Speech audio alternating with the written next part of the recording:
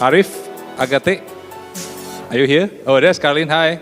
Hi, Carline. Hi, oh, Carline is in the audience. Let's give Carline a big round of applause. Yay. Carline is the co-founder of Cotton Inc. Oh, there's Arief. Oh, wow. They all came from like the back. And Irzan. Irzan, Kata.ai. Halo, apa kabar? Halo. Silakan. Hey, hello.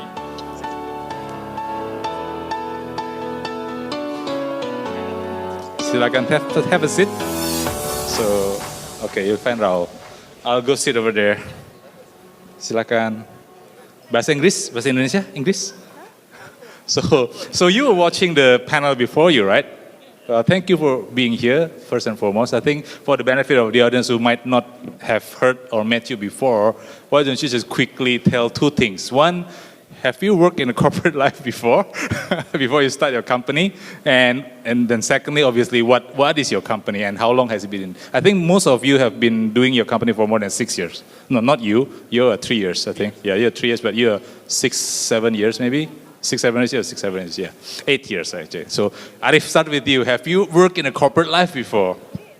Okay, I haven't worked in corporate life before. I really want to because I never have the experience. You did not want to? Yeah, Okay. I didn't want, I see. Actually I started the company just before I graduate. Just before you graduate, okay? Just before I graduate, and I never graduate at all. And you never graduated? Yeah. Okay, you never graduated. So there's no hope for you to work in corporate life anyway. I see. I don't know if that's something that's good or not. Yeah. Okay. But so we are from Agate. It's a gaming company. We started back then in 2009. So now we already like 8.5 years. When we start, at the moment I'm still a college student, and we really want to do games in Indonesia because at that time there is no game development company in Indonesia. There is some, but because we have 18 co-founders at that time, so we have no choice but to start our own. And then because games from the start is always a global battle, so we actually need to catch up capability a lot with the global company. So what we did at the beginning, we start with 18 co-founders because we have no capital at all. We bootstrap our way with only 50,000 rupiah salary per month. 50,000 rupiah salary per month. Yeah. And then also because it's a global battle, we realized that our capability at that time is not matched at all with the global. So what we did is that we make a t-shirt that said 90 hours per week. So we actually work our way like from 8 a.m. in the morning to 11 p.m. at night to do like learning and also building games. So it's like 90 hours a week. Okay. And even at that time, we also realized that our business capability is not there. So amongst the co-founders, we have a rule, like a games rule, that everybody needs to read one book each week. And then if they didn't read it, they need to be fined 50,000. So it's the whole salary at that time. So the 18 co-founders are all your friends in college? Yes. In college when In college, yes. Okay, so they were all young as you. Yes. That's why everybody can work 90 hours. Yes, that's why we can. And paid 50,000. And actually, it's totally illegal in the work time. Totally illegal. Paid illegal. Yeah. Carline, you started in college as well?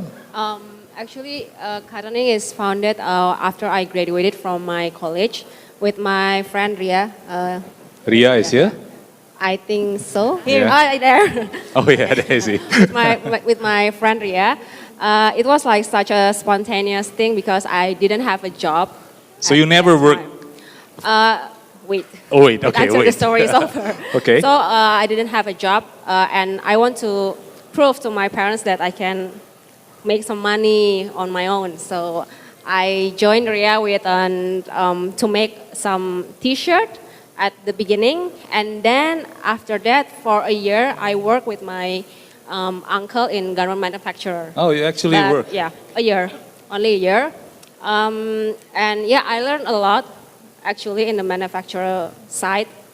And then the business took off. I mean, suddenly the orders becoming a lot, and I decided to, this is now or never. I have to decide whether I want to work in the garment manufacturer or I want to start my own business with Ria. And I think that's the beginning of the business. So you kind of like start a company and then you work for a while, but the work is, it's kind of like to learn as well, right? It's not really, it's not really for the money, but you wanted to learn the process and everything. Yeah, Okay. I think the observation of a company, of you the got structure. paid. You got paid. They pay you salary. You get paid. All right. I got paid with my uncle. I live with my uncle. Oh, you live with your uncle also. Yeah, I think it's a blessing actually. Okay. It's a blessing. While I actually do not do so many creative work there. I actually learned a lot about how a company works, how a garment manufacturer flow works. So it's kind of like a blessing for me. What about you, Irzan? When did you start a company? I mean, did you ever work with a corporate before? To answer your first question, I never worked at a corporate. I mean, I got a 3.5 years working experience at a couple of companies, but most of them are startups. Okay, startups as well. Yeah. Other startups, local startups. No, when I was in Germany back then. Oh, right. Yeah. Okay. So I was at Rocket. Yeah. Back then. And then I came back in 2015, but actually, so first of all, Kata.ai is a conversational AI platform for people to build chatbots in Bahasa Indonesia. So back then, in 2015, we started the company. It was called Yes Boss. Perhaps some of you guys here have heard about the name. It's like a virtual personal assistant service that you can ask for everything. Like that was the first, not the first company, but the first product, the first form. First real product. So because Yes. previously I got a couple of projects going on. Like we tried to build a clothing line. I built, for example. Everybody's in clothing line. Yeah, You have your 90 hours clothing line. Yeah, but I was failed miserably, and then started Yes Boss. But we knew right from the beginning it wouldn't be scalable without the AI. Then we thought like, after running for 1.5 years, it's time to actually make a tough call. So the entrepreneurial journey is never easy. It's like a roller coaster ride, because like 2016 was the longest year for us, because that we had to lay off a lot of people in our company, and then how to make the company more sustainable. How many people did you have to lay off then? Today, as of today, we got around 40 to 50. You said you had to lay off a lot of people in 2016, right? Yes. How many people was that? We got 100 people. You had 100 people. 100 people, yes. So you grew too fast at the time, Yep. and then you have to change it Yeah. up. So before we get to that pain point, so we'll go to the why. So none of you have actually worked in like a big corporations. You've worked a short stint. You've never even graduated. So I'm not going to ask about you. And you work in Rocket, right, and learn some things. When you started all this, you started your business, your own business, and now it's been, more 8 years, 6 years, 3 years. Do you look at it as a coincidence? Like, oh, I started and okay, you just persistence and suddenly it's already 8 years.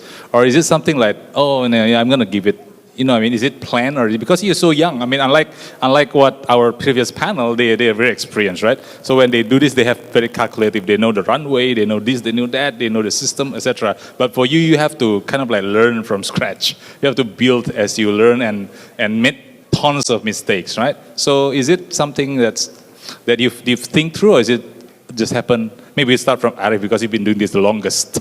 Been through a lot, right? Yes, Yeah. through a lot. Obviously, in the beginning, we never think through about it. We just, do you know a comic book called ISIL 21? It's No. like a sport comic I'm going to book. say no. So what we did with the 18 Explain, co-founder, so what we did with the 18 co-founders is that everybody make a statement. So we make a line, and then every co-founder needs to cross the line and then make a statement that we will want to focus on this game business for the next 3 years. So that's just the start. And then we don't know what to do, we don't know how to do it. We just learn from books at the time, because most of the co-founder background is either gigs, it's a programming background or art background. So we never really think about it at all, actually, at the time. And then, we've been through a lot. I think I don't know about this statement, but if we ever had a chance, maybe at the beginning, for example, if I start with working at EA or Activision Blizzard or the big game company for the first 3 years or 5 years, I think I could jumpstart what we achieved for the next, for this 8 year until, I think maybe around sort of half the years. So you did feel like you spent 4 early years of you just testing and learning and failing. Yes, doing a lot of failing So do you regret not working? Not really, actually. No regret, but because we experienced the failure firsthand, so we really know and we really understand how to not do. Did you ever had to go through what he went through? Yes, actually, I think in 2014. 2014, we scale because in the gaming company, most of us is a white collar. So at the time, we scaled from 30 people to 80 people in 1 year. And then there's a lot of problem in scaling. For example, culture. The system is not yet there. The operational and the communication system is not there. So we need to lay off, I think, around 20 to 30 people. Okay. And then now scaling from there. Wow. All right. Carline. For me, in the beginning, I was always in argument with my partner. Yeah, she's not there anymore. She's not anymore, Yeah, she's gone. It's kind of hard to, if two women try to convey the message, without emotion sometimes because we are so tired and there's only two of us that do everything. So it's at the beginning it was very hard for me. It's kind of like 24-hour working, thinking about what is your product next for the next month, thinking about how to produce your product but in a good quality, thinking about how to do this and how to do that and keep your social life alive, and how to not forgetting to take care of yourself. But what I'm trying to say is, at that time we didn't realize that we actually need a team, a good team. It's something that we try to do it by ourselves. It feels like maybe this kind of splurge of passion and think that we can do it by ourselves at the very beginning. And then we try to hire people, but maybe not the best people because at the beginning you are very afraid to spend in people. You cannot and spend. I'm actually like never work in a I never worked that long in a big company to understand that you actually need good people to make your company grow. You never had big salary. That's why you Yeah, that's true. you don't feel like you want to pay big Yeah, salary yeah. to people. Yeah, so that's actually that I think I went through. Actually, my company, the company itself legally is founded in 2010, but Okay. the brand itself this year is our 10th anniversary. 10 years. Yeah, Oh, yeah. congratulations. Yeah. Cotton in or cotton ink? Cotton Ink. I with Indonesia. Indonesia.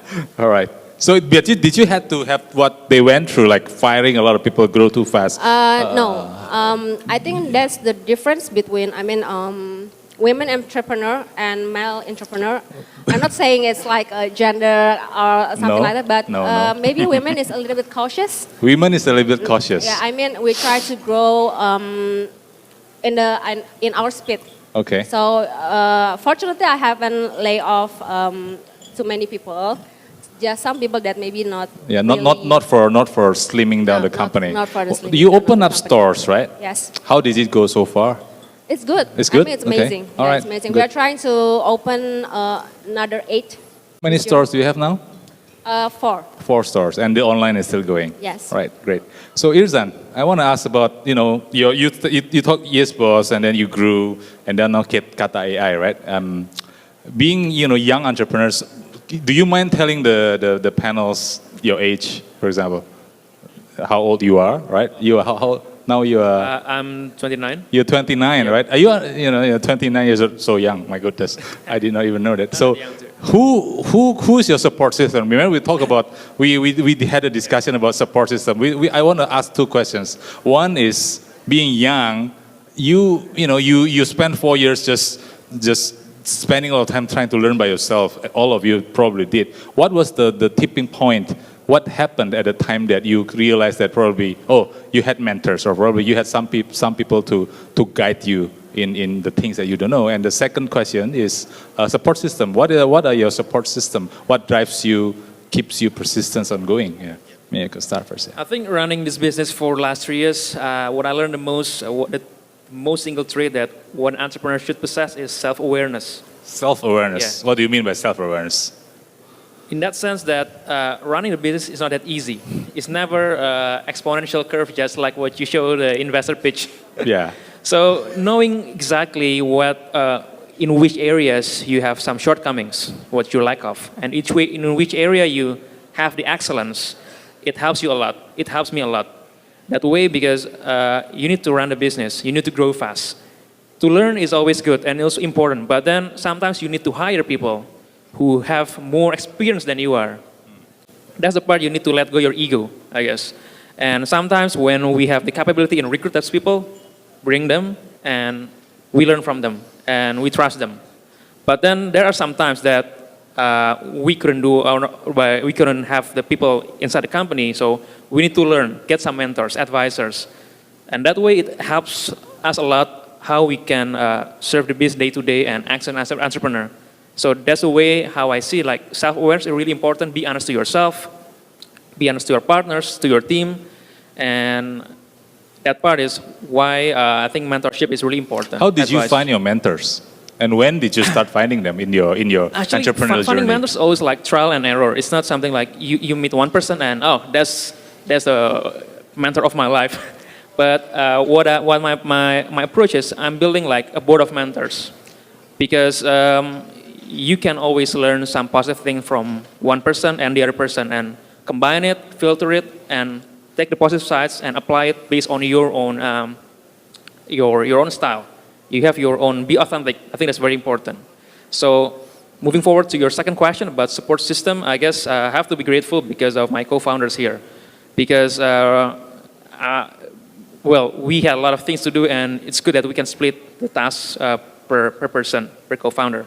Of course, the team and then family is most important, to have your soundboard, and my wife, she's always supporting me since day one. So I guess, yeah, like support system is super important. That's important because it's help you. tough, right? Carline, you just had a baby. Yeah. Well, not just. It's, Yeah, how a old year is? old. A year old. Almost a year. Almost a 11 year old. And so when you started, were you married? You're not married, right? Both of you are no, not no. married and no children. So So the question is like, probably your uncle probably is one of your early mentor for some of the part. But when did you and Ria found a mentor that moves you further, and then the support system as well? What is your support system? Yeah. Actually, me and Ria is very fortunate that we actually have mentor from time to time.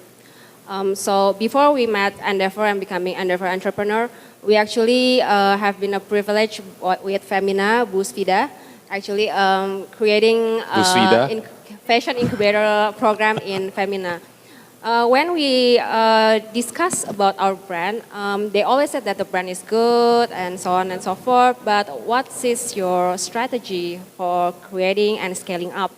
It's just something that at that time I didn't even realize that it should be done. I think it's kind of like, I'm just designing my clothes, I'm happy, I have a Product. I have a product, I have money, la la la la la, I can go. It's very Naive? I'm not there yet. Childish? I don't know. Not childish. I want to Simple. avoid. Yeah, I mean, it's kind of like the job makes me happy and that's it. But what about sustainability? What about Scale. yeah, scaling up? What about creating this to be a legacy, not just another brand that once been talk of the town and then that's it. So from there, I met Endeavor mentorship, which is I met a lot of people. I met you, and it's becoming maybe it's from perhaps if you are before is an elementary kind of school. Now student, it's what? It's kind of like maybe we are around High school? College? No, maybe a senior, just Senior, okay. It's not like university yet or something, but I think that's when I think that we have to step up our game. Okay. Because somebody will take it from us easily if they have money, they have resources, and I think that what we have is actually the soul of the brand itself, how we creating our products, how we treating our customers, and that's the thing that we have to kind of like over the years have to emphasize and to grow it, not just about words or clothes anymore. What about the support system? I mean, your husband, I know, is also working. Well, not a startup, but as kind of like startup. What is your support? What is support system like? Two husband and wife, stressful about. I think it's. I think I have. First of all, in the business, my support system is also is my partner Ria. Yes. I think that's the most the most important foundation of the company itself. And also my family, my father is also an entrepreneur, my brother also is an entrepreneur, and my husband is actually the one that gives me a lot of ideas. So if Ria is suddenly being called by me and I talk about so many things, it's usually from my husband. Okay. It's Aurora, actually is from he my here? No, husband. he's not here. Yeah. No, he's there. Oh, he's there? Okay. Yeah, Hi. my husband. And also Ria's husband is also an entrepreneur. Oh, okay. Arief, you got 18 co-founders, so apparently I don't need to ask much about support from partners. You have so many partners in there, but yeah, you want to elaborate more on the answer, like Yeah. Maybe I just add Few things.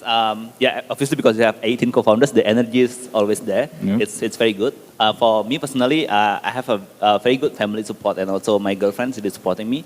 And my first interaction with mentors is actually during. Actually, I actually because my background is engineering, I actually have a list of people that are really thankful to becoming a mentor of my life. And some of them is only like maybe I just read from the book or just I met from a video that I really watched, and I have a list of what year I knew this person and then what is the key message that I really get from that person. I have that list. So and you are also in the list. Oh, really? So I actually maintain that list, but that's more like what I say is a passive mentor because I'm not really interacting with them actively monthly, but I also have a kind of active mentor that I interact with them like almost monthly. That mainly is my angel investors. And also, I'm really thankful with the Endeavor Network because after joining the Endeavor Entrepreneur, I able to reach like very how to say it, very strong and insightful mentors. And also, like in my game industry, it's also very hard to find a very specific gaming mentors in Indonesia. Yeah. So with the Endeavor Network, it's really helpful because I could access the 2K CEO. Oh yeah, that's really helpful. Great. Yeah. And then one more thing, I think the support system in Endeavor is also very grateful that I know everyone is the EE network, especially the Endeavor entrepreneurs. The Endeavor Entrepreneur Yes, Network, sharing story and also like sharing the hard stuff. It's So this really is a helpful full during the EE, hard time. full EE panel. So we got some questions on the Yes. system. Can you put it online? How about the family support, the career? I think the question about family support is not so much on the wife or spouse, but your parents. Did your parents, when you tell them, I don't want to work, I just want to start something by myself, right? So how about the family support? How do you deal with it? I think that's quite interesting questions. Irzan. Okay, talking about parents, moms are always the most cautious one. Moms are always conscious. Cautious one because Cautious. when I told her like female, right? She said for me, female is cautious, right? yeah, like when I told her like I'm moving back to Indonesia, she was like, "What? You have a career in Germany, and why you decided to move back?" So it's a bit tricky to convince her. But then again, as long as you will be rational, talking about What did you say? I wanted to know what exactly you say. that's a good question. I couldn't You can't remember? remember directly. But Okay. the good thing is my father is coming from the telecommunication background, so he knows more or less what I was aiming and the area I was doing. So he could help me to convince my mom as well back then. Okay. So and I convinced him, and then showing that the business is there, the product is there, it is her daily life. So she was happy, and finally, I think it's very important to get the parent support. Okay. So after all, the Yeah. doa orang tua is Ya doa orang tua. it's the ya. magic. Yeah. Carline, kan tadi you said your parents are entrepreneurs, right? So I think for them it's very natural that you said you want to start your own thing. Or am I wrong? Actually, when I want to start this and want to make it bigger, they're actually supporting me.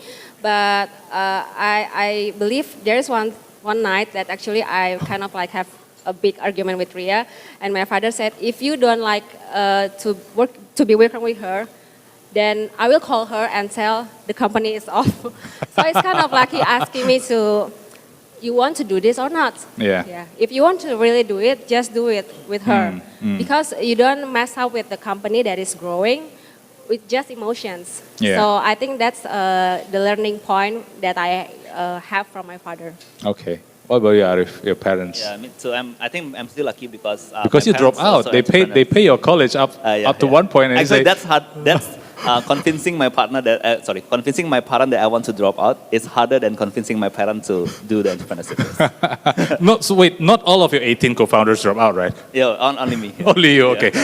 So actually, I'm pretty lucky because my parents, my background's also entrepreneurs, so it's pretty easy to say to them and ask their permission to do the gaming business. Okay, I do want to ask though, like you said your father is in telco, so he kind of understand.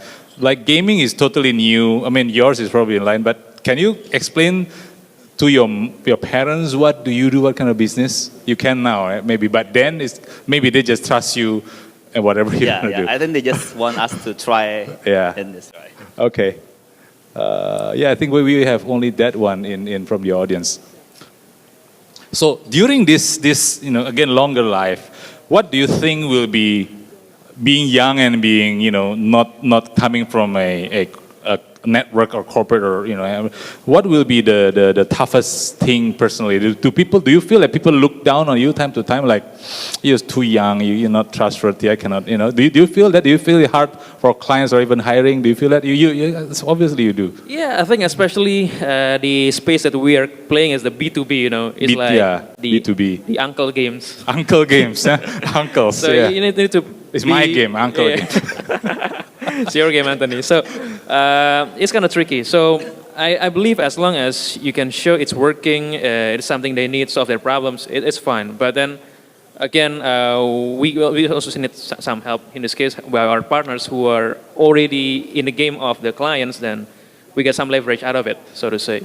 So in terms of hiring, I believe as long as you find the people who might be older than you, have more experience than you, it's fine as long as we have still mutual respect and trust. Do you have people who are older than also you're so young? But what is the oldest? Who are the oldest? What is the age working in That's for a you? good question. I guess 36, 37. 36, oh, okay. Yeah. Carline?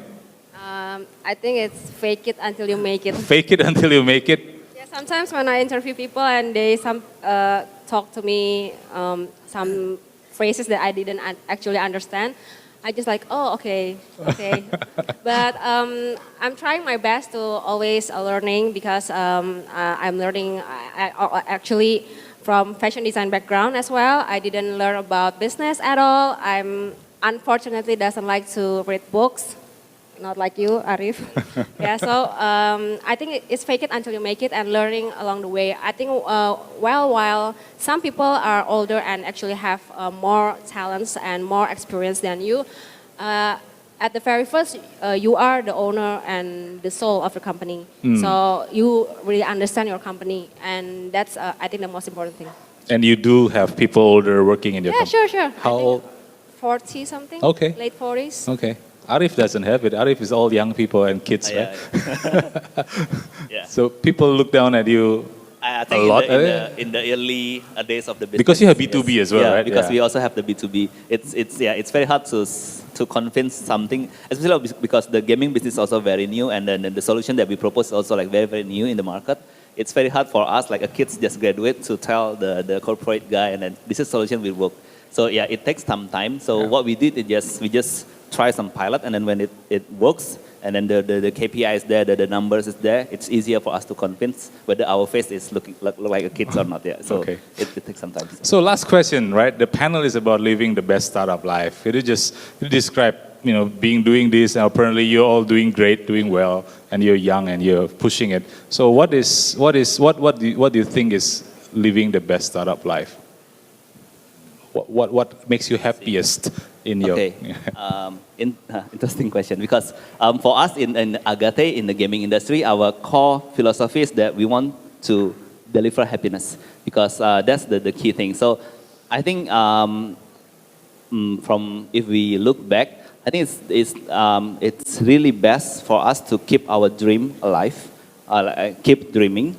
Because like in the early days of Agate, one of our co-founders says like this: in the next 10 years, in the 10 years of Agate, I want some kids in Papua, and he's smiling in front of his TV, and in the TV there's Agate logo is there.